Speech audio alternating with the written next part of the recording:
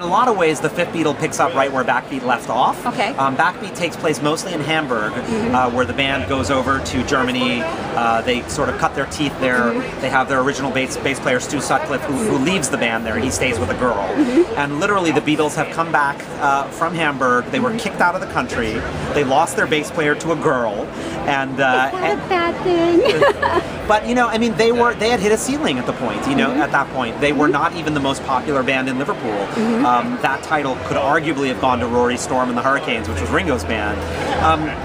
So, you know, the Beatles had hit a ceiling and it was quite low. And that's when Brian Epstein discovered the band. You know, he saw them at a show at the Cavern, and he instantly saw in the Beatles a band that had a great message of love to share with the world. And he believed that it was an important message. He believed that if packaged and presented properly, it was a message the world would hear and would embrace. And he thought he was the guy to do that. Okay. You know, he said the Beatles are going to be bigger than Elvis. They're going to elevate pop music into an art form. And so he was the guy that took the Beatles on at a period where they had hit that ceiling. And he worked tirelessly to make that dream happen. He got them their first record deal.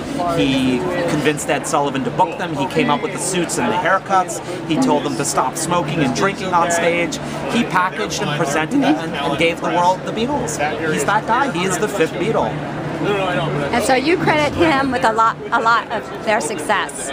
Yeah, I mean, there's a play in London right now about Brian that's called "The Man Who Made the Beatles," and that's a bit of a bold phrase, but it's not far from the truth.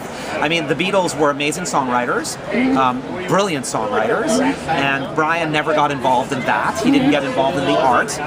So would the Beatles have written those songs without Brian? Possibly, but I will state with confidence that the Beatles would never have gotten out of Liverpool if it wasn't for Brian, and that is almost a fact. Okay. I mean, they were stuck in Liverpool. They had done a stint in Hamburg, but like no one in London cared about the Beatles, much less the rest of the world.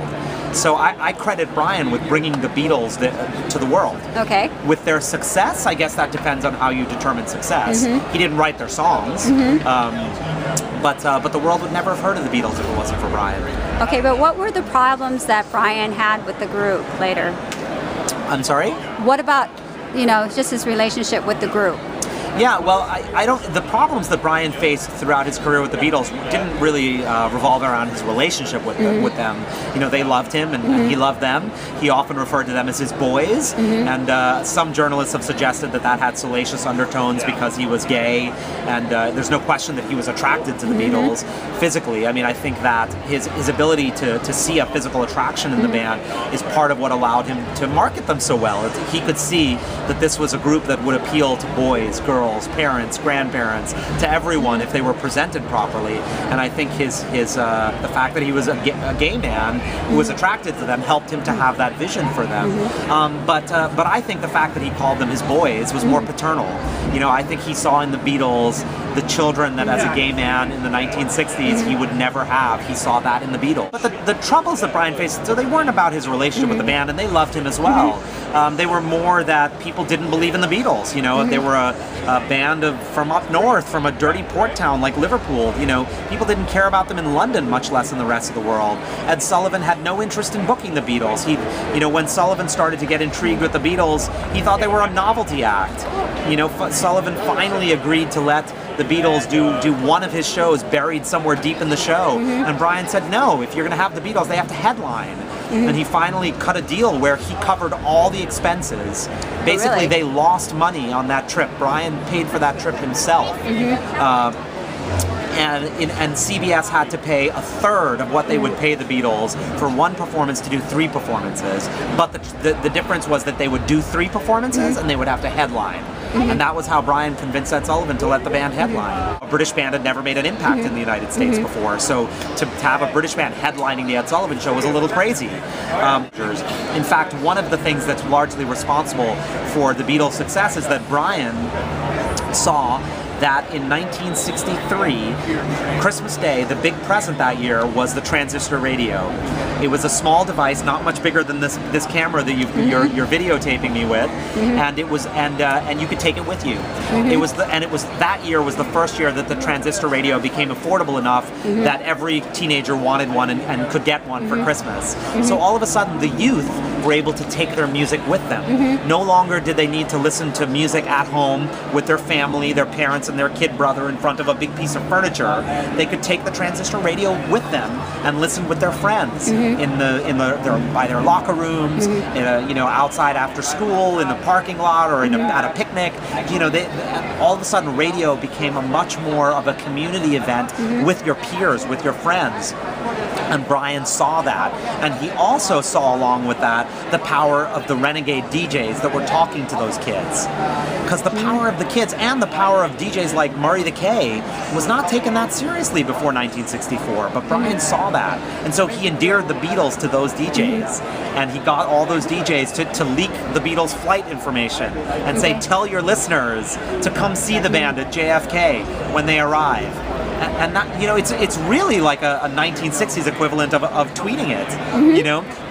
It was done in public. It was the DJs talking to their fans, but nobody else was paying attention. And so there was almost this huge it wasn't underground, but it was this huge movement amongst the youth that the adults were almost not noticing that Brian really tapped into. It's a really remarkable story. The graphic novel came out in November of last year. It's available here at the Dark Horse, doing tremendously well, and it employs a lot of those techniques. There are some fanciful elements. There are dream sequences, hallucination sequences. There's a few flashbacky kind of stuff.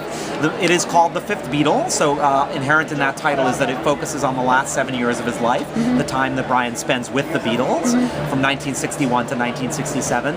However, through some of these fantasy elements, the flashbacks, the dream sequences, we do learn about his past and about what makes him tick. But I would say that the movie hews pretty closely to the graphic novel. It is in many ways an adaptation of the graphic novel, so it's pretty faithful to that. So if you want a taste of what the film is going to look like, the best thing to do would be to pick up the graphic novel. What do you think would have happened if he hadn't have? If he had lived? Yeah. It's a great question. That's the what if. Yeah, we talked a little bit about this earlier, where I think that Brian was very close with all of them, and he thought of the Beatles as a family. But not all families get along. Right, not all families get along, true, but you can never really break up a family, right? That's true. And Brian really believed that. I think he believed that the Beatles were like a blood family, and that they should never break up, Would Brian have been able to keep them together? That's a big what if question. My feeling is no.